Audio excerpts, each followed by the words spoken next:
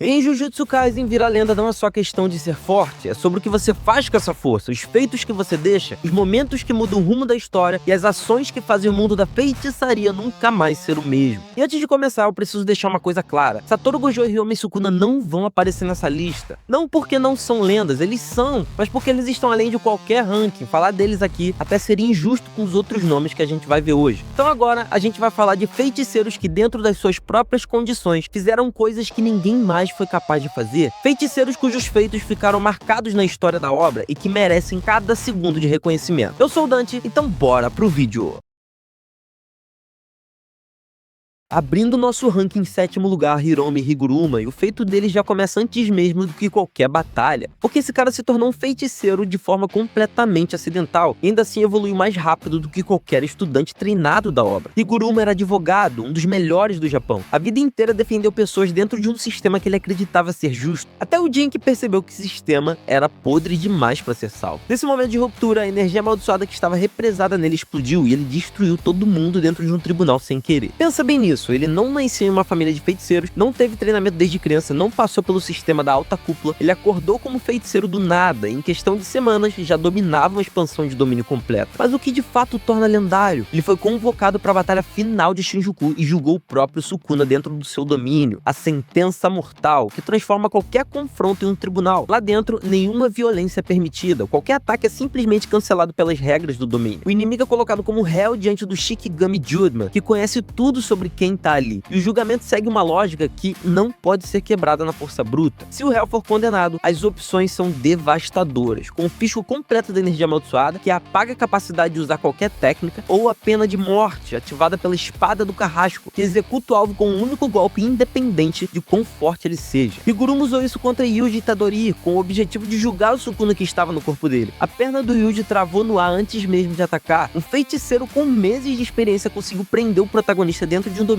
e quase confiscou a energia do Rei das Maldições. A velocidade que ele evoluiu, combinada com o peso que ele fez na batalha mais importante da obra, é o que coloca Hiromi Higuruma no sétimo lugar do nosso ranking de hoje. Em sexto lugar, Maki Zenin, e o feito dela é um dos mais pessoais e brutais de toda a obra, porque não foi contra uma maldição, não foi contra um inimigo externo, foi contra a própria família. Maki nasceu dentro do clã Zenin, sem energia amaldiçoada significativa, numa família onde energia amaldiçoada define valor. Isso era uma sentença. Ela foi tratada como descartável, humilhada sistematicamente, nunca reconhecida, enquanto o clã lá fora colocava feiticeiros medíocres acima dela só porque tinham energia amaldiçoada para usar. Ela passou anos tentando provar seu valor dentro de um sistema que não queria aceitá-la. Virou uma das feiticeiras fisicamente mais habilidosas da obra, mesmo sem técnica inata. E ainda assim, o clã não abriu mão do seu preconceito. O feito que a torna lendária é que após a morte da sua irmã Mai, Maki despertou completamente, destruiu o clã Zenin quase inteiro. Na real, inteiro, né? Quando Mai morreu, o último fio de energia amaldiçoada que existia no corpo da Maki, compartilhado entre as duas gêmeas desde o nascimento, desapareceu por completo. E o que aconteceu foi algo que a obra chama de restrição celestial congênita completa. Maki atingiu o mesmo estado que Tojo Fushiguro, um corpo que não só não tem energia amaldiçoada, como a repele naturalmente, tornando ataques baseados em feitiçaria praticamente ineficazes contra ela. Em compensação, sua força física, velocidade e precisão chegaram a um nível sobre-humano. Com isso, ela entrou no clã Zenin, sozinha, sem aliados, sem plano elaborado, só com uma lança e tudo que ela tinha acumulado de raiva e dor. Varreu o clã, matou Ogi Zenin, seu próprio pai, enfrentou e venceu situação atrás de situação dentro da sede do clã até não sobrar ninguém. O clã, que passou anos dizendo que ela não tinha valor, foi dizimado pela única pessoa que eles nunca respeitaram. Esse feito, no contexto de Jujutsu Kaisen, é uma das cenas mais satárticas e pesadas da obra inteira, e por isso Maki fica no sexto lugar de hoje. Em quinto lugar, o diretor Yaga Masamichi, e esse é um dos nomes mais subestimados de toda a franquia, porque o feito dele não está em batalhas épicas ou em confrontos contra o Rei das Maldições, está em algo que nenhum outro feiticeiro da história conseguiu fazer. Yaga era o diretor da Escola Metropolitana de Feitiçaria de Tóquio. Na superfície, um feiticeiro de primeiro grau que usava bonecos de pano imbuídos de energia amaldiçoada para combater. Parecia que simples demais para um primeiro grau, certo? Mas aqui tá o que a maioria das pessoas não processou direito quando viu esse personagem, o feito que o torna lendário. Yaga era o único feiticeiro do mundo capaz de criar bonecos, seres completamente independentes, com emoções próprias e vontade autônoma, feitos inteiramente de energia amaldiçoada. Não estamos falando de shikigamis comuns ou de puppets controlados. Os bonecos de Yaga eram seres que existiam por conta própria, sentiam, pensavam, agiam sem precisar de um operador. Panda, que a gente conhece como estudante da escola, era um boneco criado por ele, um ser criado por Yaga que tem consciência própria e opera de forma completamente autônoma. Isso é algo que nenhum outro feiticeiro conseguiu replicar, nem a alta cúpula, nem os grandes clãs, nem ninguém com acesso a técnicas ancestrais. A capacidade de criar vida independente a partir de energia amaldiçoada, ela era exclusivamente do Yaga. E aqui vem a parte que torna a lenda dele ainda mais pesada. A alta cúpula sabia disso. Eles queriam esse segredo, e quando Yaga foi capturado e condenado à morte, executado pelo próprio sistema que ele servia, ele se recusou a revelar como criava os bonecos. Ele morreu com um segredo. O único feiticeiro capaz de criar vida escolheu levar esse conhecimento embora em vez de entregá-lo a pessoas que não mereciam. Isso é um legado, e por isso Yaga Masamichi fica no 5º lugar do nosso ranking. Em 4º lugar, Hajime Kashimo, e a lenda dele é construída em 2 camadas, o que ele fez em vida e o preço absurdo que pagou para ir além disso. Kashimo viveu no período Heian, há mais de 4 séculos atrás, e nessa época ele era simplesmente o mais forte, não tinha rival, não tinha feiticeiro que chegasse perto. Em um período da história onde monstros de energia amaldiçoada abundavam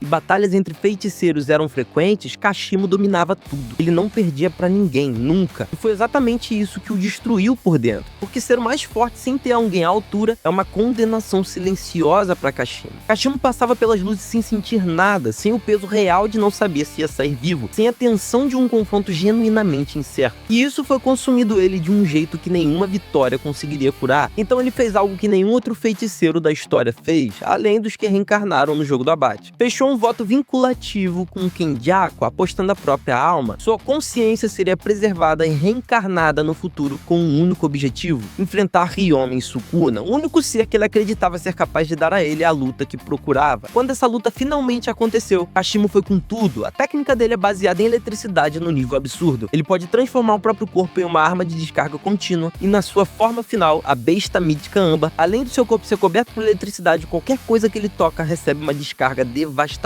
e a área ao redor vira um campo de morte elétrico. Ele fez Sukuna o levar a sério. Em um universo onde feiticeiros de grau especial são destruídos em segundos pelo Rei das Maldições, Kashimo sustentou um confronto real. Ele não venceu, mas obrigou o ser mais poderoso da história a se adaptar. E no fim, antes de morrer, ele só fez uma pergunta: o que você sente quando luta? Porque tudo que ele queria, depois de 400 anos de espera, era saber se existia alguém que entendia o mesmo vazio que ele. Essa é a lenda de Kashimo, e por isso que ele tá no 4º lugar de hoje. Em 3º lugar, Suguru Geto, e a lenda dele é uma das mais trágicas e complexas da franquia inteira, porque não começa como história de vilão, começa como história de alguém que acreditava genuinamente que estava fazendo a coisa certa. Geto era considerado o 2º feiticeiro mais forte da sua geração, logo atrás do Gojo. Os dois eram inseparáveis, a dupla mais poderosa da escola, o tipo de parceria que parecia invencível. Geto era inteligente, dedicado, tecnicamente brilhante. A técnica inata dele de engolir e redistribuir maldições era uma das mais versáteis que existia. Então uma missão quebrou tudo. Ele foi mandado proteger feiticeiros numa aldeia remota e, para cumprir essa missão, foi obrigado a matar todos os civis da aldeia. Pessoas sem energia amaldiçoada, sem nenhuma forma de se defender, porque eram eles que estavam no conflito com feiticeiros que ele devia proteger. Aquilo rachou a cabeça dele. Se a função de feiticeiro é proteger pessoas comuns, mas essas mesmas pessoas comuns são o motivo pelo qual os feiticeiros sofrem, adoecem de maldições e morrem, o que justifica isso? Porque os mais fortes devem servir os mais fracos. Isso que ele pensava. O feito que o torna lendário é que Geto bolou e quase executou um plano para acabar com todos os humanos sem energia amaldiçoada e construiu um mundo governado apenas por feiticeiros. Ele passou anos acumulando maldições, literalmente engolindo espíritos amaldiçoados e guardando esse poder, enquanto construiu uma organização, recrutava aliados e planejava cada detalhe. Então veio a noite do Ano Novo, simultaneamente em Tóquio e Kyoto, Geto lançou o maior ataque coordenado da história moderna da feitiçaria. Mais de 1 milhão de espíritos amaldiçoados liberados ao mesmo tempo, com o objetivo de varrer os não feiticeiros e colocar os feiticeiros no controle do Japão. O plano era audacioso e detalhado detalhado e quase funcionou. O único motivo pelo qual falhou foi a existência de Yuta Okkotsu, um estudante de primeiro ano que ninguém esperava que conseguisse parar Geto, e mesmo assim foi um dos confrontos mais devastadores que a obra já mostrou. Geto não é lenda porque era malvado, é lenda porque tinha uma visão, construiu um plano em cima dessa visão e chegou perigosamente perto de mudar o mundo inteiro. Em segundo lugar, o homem cuja sombra cobre até o próprio filho, Toji Fushiguro, também conhecido como Toji Zenin, o mercenário psicopata. Toji nasceu dentro do clã Zenin com zero energia amaldiçoada, absolutamente nada, numa família onde a energia amaldiçoada é a única moeda que importa, assim como a Maki. Isso era uma humilhação pública constante, ele foi tratado como um fracasso do clã, o Zenin que não tinha nada, e foi exatamente isso que o fez virar uma lenda.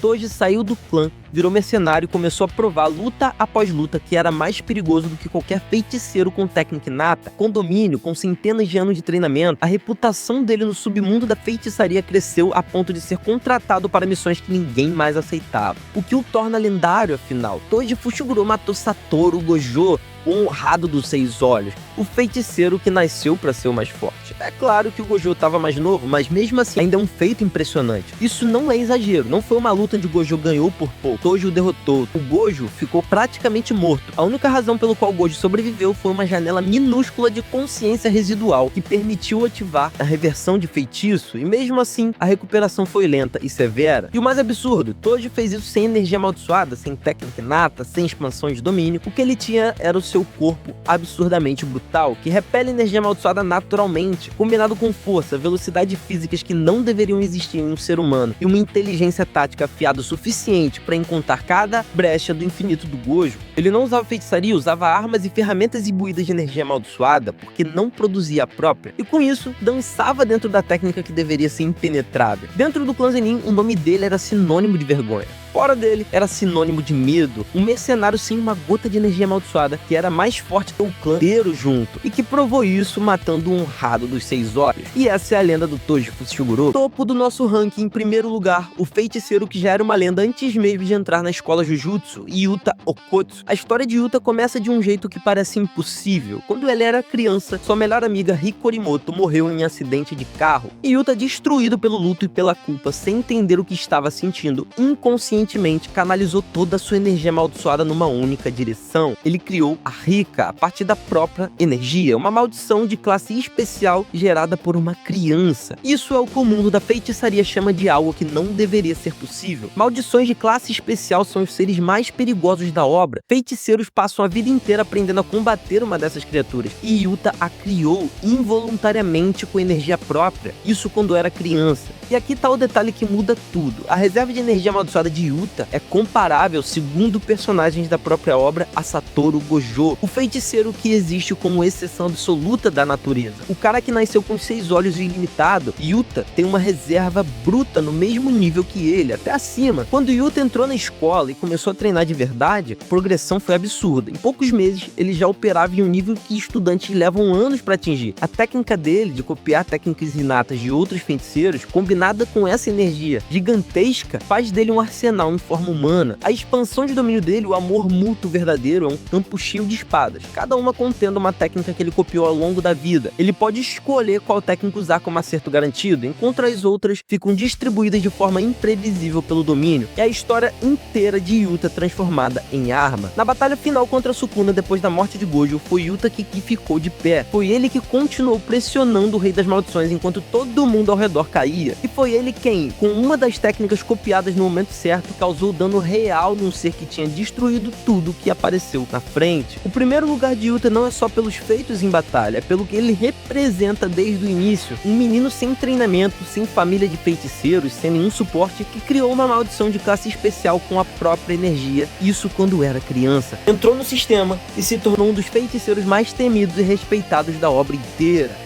E é por isso que Yuta Okkotsu ficou no primeiro lugar do nosso ranking. E o que fica claro depois de tudo isso é que virar lenda em Jujutsu Kaisen não é só sobre ter um poder sinistro ou um domínio mais elaborado. É sobre o que você faz com o que tem. Higuruma aprendeu feitiçaria do nada e foi direto pro confronto mais importante da obra. Maki foi descartada pela própria família e voltou para destruí-la. Yaga tinha o único conhecimento do mundo capaz de criar vida e preferiu morrer ao entregá-lo. Kashimo esperou 400 anos por uma única luta digna. Geto construiu um plano que quase mudou o mundo inteiro. Toji provou que zero de energia amaldiçoada pode ser mais letal do que qualquer técnica especial. E Yuta criou uma maldição de classe especial sendo criança. Foi só o começo, cada um desses feitos são únicos e é exatamente por isso que esses nomes ficam nesse ranking. Eu vou ficando por aqui, deixa um like grátis se você curtiu o conteúdo e se inscreve no canal pra dar aquela força pra gente, hein?